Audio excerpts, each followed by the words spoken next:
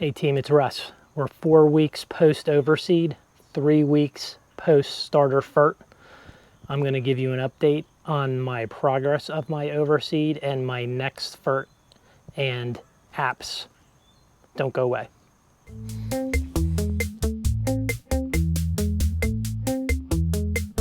Hey guys, welcome back to Lawn Journeys. It's Russ. Nice to have you guys here. You may have been following, I have done a fall overseed project this year. You can link to the videos in the end card or above. I started probably about 6 weeks back with a dethatch, a low cut. I followed that the following week with a Sunjoe Scarifier application, used the Scarifier blade, worked out really well. That's at the time I used the GCI Blue Heat seed. I did an overseed at approximately 2.5 pounds per 1,000 square feet.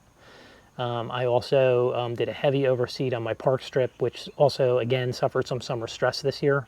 So that's coming along. So what I'm going to do in this video is provide a further recap and a quick look to see how my seed's coming in. Okay, so week 1 was my dethatch with a low cut. Week 2 was a scarification with a low cut and cleanup. And then I overseeded with the GCI Turf Services Blue Heat Kentucky Bluegrass blend.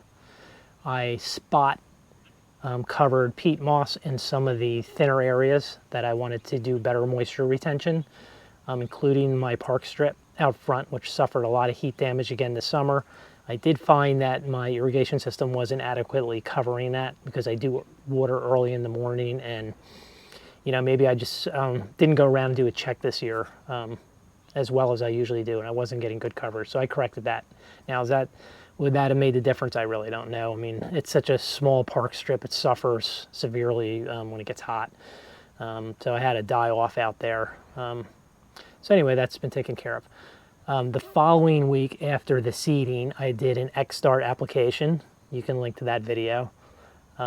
And that has now been approximately 3.5 weeks back. So now that we're into the cooler season, I am starting to push my turf. I'm going to be applying some type of fertilizer or nitrogen application on a 3-week basis. I'm at about 3.5 weeks now. So the product I've chosen this week is the XGN DIY, which is the Carbon Earth X Green. It's an 8-1-8 formulation, so it's 8% nitrogen, 1% phosphorus, 8% potash or potassium. My X-Start application that I did 3 weeks ago had a much higher phosphorus. That's when I laid the seed down.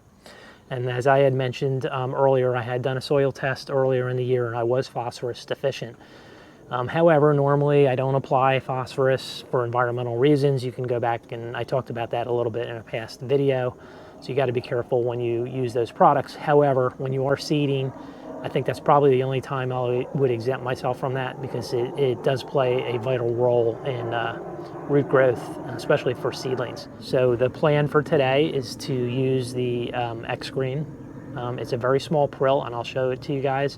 I just used it on a relative's lawn, and it's really small, and it went out rather nice with my spreader. I know other people use it, and they're very happy with it.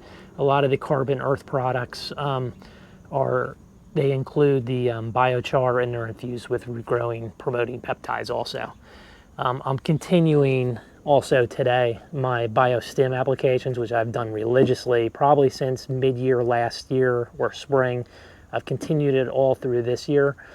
And what I generally do is I'll do humic 1 week, I'll do RGS and aerate the 2nd week, and then I will do the microgreen the 3rd week. And there's usually a week somewhere in the month where, you know, it's raining or I just don't get an application down, but I try to get all 4 products out once a month. And I've been doing them at the 3 ounces per 1,000. So let's go to the loading station. I'm going to show you guys what the X Green looks like. I'm going to throw some down. I'm going to give you a quick tour so you can see how my overseed project has gone. I'll show you some of the areas where I did the peat moss because, you know, I had a die off, and I'll try to find some other areas in the grass where, because of my low cut, scarification, and dethatch, where those seeds have propagated and they're coming up. So don't go away. All right, guys, we're at the loading station. One of the other things I wanted to mention about the X Green It is 14% biochar, which is the hardwood biochar. It's all the rage this year. A lot of people are recommending it. It enhances the soil, helps retain nutrients in the soil, and it's basically a soil conditioner. It enriches it. You're putting carbon in the soil, and that's what this is all about. It's also 4% iron, so I should get another green up. I will be doing the double dark next treatment prior to Halloween, such as it is this year. I don't know if we're gonna have trick-or-treaters, but that's always a tradition here, where I will do the double dark week before and get my striping going. So if you guys haven't subscribed, consider subscribing to the channel. So let's load this baby into my hopper. And as I always mention, the Yard Mastery products, which is where this is available, you can link to it in the show description if you like. They do provide a lot of great numbers, recommended recommended spreader numbers for various spreaders. Sometimes, depending on what brand you're buying, they won't give you that recommendation because it's kind of brand specific. Yard Mastery is out here. I think they're trying to help a lot of people. And what I found is I've weighed this stuff out for my zones previously, as I said in previous videos, and the recommended settings are pretty accurate. You can always weigh it. It's always a good idea to weigh it until you learn your lawn, learn your spreader, because there could be some slight calibration differences. Obviously the key is you don't want to over apply it, especially if you're going to run out of product. A little bit over application of a nitrogen product isn't the end of the world, but you know, you also want to be environmentally friendly. So you got to consider washouts. A little overcast here today, but it's not supposed to rain again. Normally, if I knew we were gonna, get a couple inches of rain, I'd probably hold up on spreading any kind of fertilizer, just for the runoff aspect of it. We're pooling in low areas where it just doesn't work out well in the end. All right, we're gonna load this hopper. As you can see, it's very fine, and the recommended setting for the earthways is a 13. So let's take a look at this. As you can see, if I put it in my hands, prills are very, very small. This is what they call golf course prill size.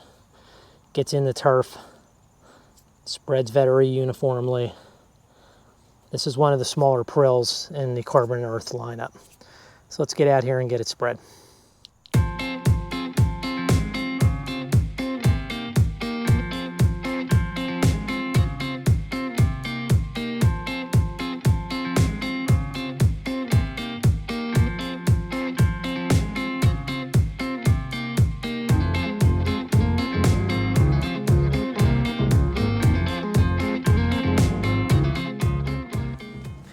You guys have seen me do this a number of times.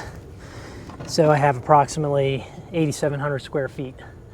So let's round it off to 9,000. 3 ounces per thousand. I go 24 ounces, so that's a cup and a half. And I know that I need 6 32-ounce containers to do my whole lawn. So each one's 32 ounces.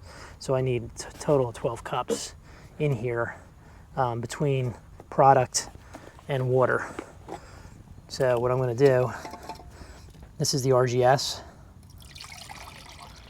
the Goodness root growth stimulant. That's 1 cup. It's a cup and a half. RGS, I already shook these up. Always shake it again now. This is the Aerate. So I'll round out the 2nd cup. Once you do this for a while, this kind of becomes automatic. So that's 2 cups in here. So this is the 3rd full cup. And now I just need to get up to 12. So they're gonna count with me really fast. Fill my bottles.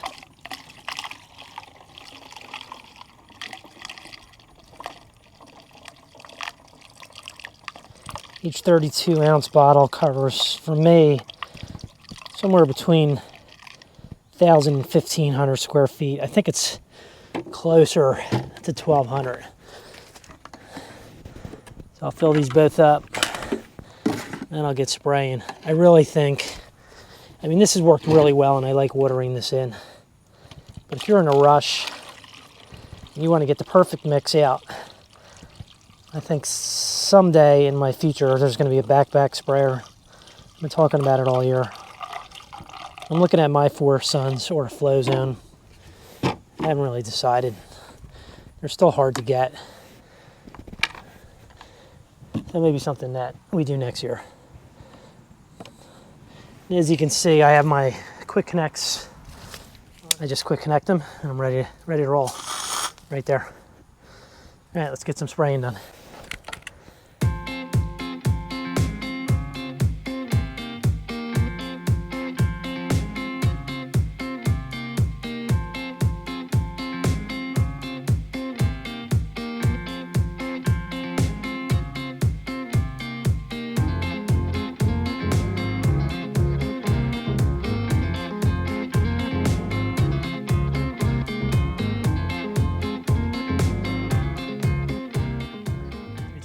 Okay team, that covers today's escapades. I started my overseed project 6 weeks ago. Actually got the seed down 4 weeks ago. Got my X-Start fertilizer down 3 weeks ago. So I just hit it with my second round of fert. I didn't go with X-Start again. I went with X-Green. Has a little bit of phosphorus in it.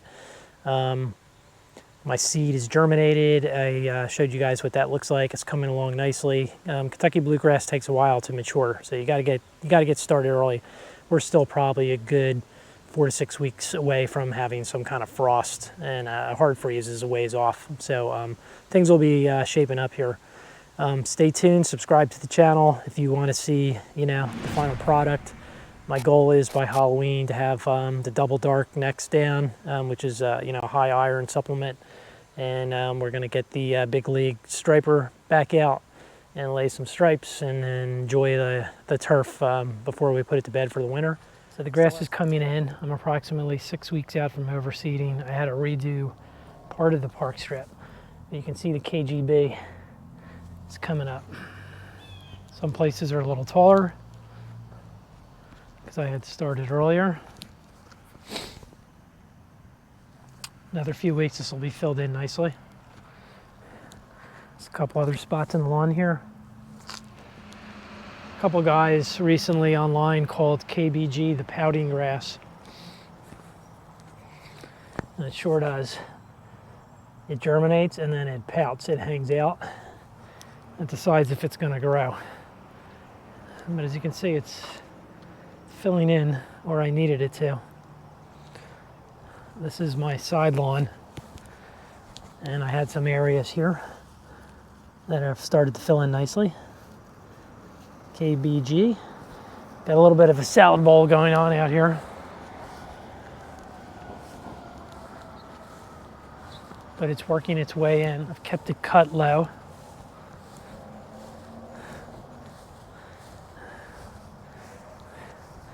That's that original circle from the spring. There's a couple of tufts of some odd grass in there, which I'll end up tearing out.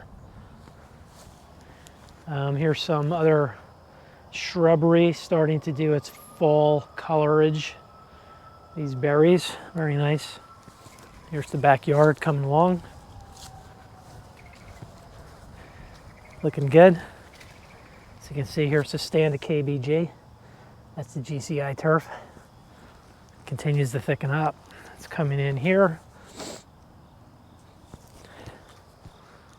And if I look in here, it's even coming in here. This is in my rear yard, as you can see here.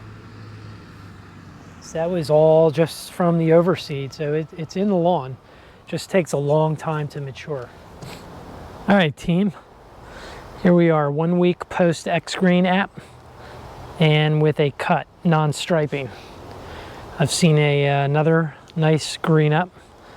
We have to remember the X-Green was 4% iron. I think it's looking really well. Considering the beading I put on the lawn a couple weeks ago with the thatching and scarification, it basically took all the color out of it. It was hurting. And as I just showed you earlier, The seed is germinating and it's in the lawn. KBG is pouting, as the guys say. Takes its sweet time coming up. But the color from the X green is looking really nice. And very happy with that product. Maybe something that I'll use throughout the season next year. So we're looking good. All right, team. So that's the story this week. X green looking good. You guys can see it over my shoulder, I guess. I am quite a few weeks post overseed at this point. It's October 2nd, so I'm expecting at least probably another 4 weeks before we get a hard frost. So this grass will continue to grow. What else I have in store is I'm going to be doing a double dark treatment prior to Halloween. So I invite you guys to subscribe if you haven't. Come on back and check that out, and hopefully we'll have some nice dark green stripes down for Halloween. I'll see you guys next time on Lawn Journeys.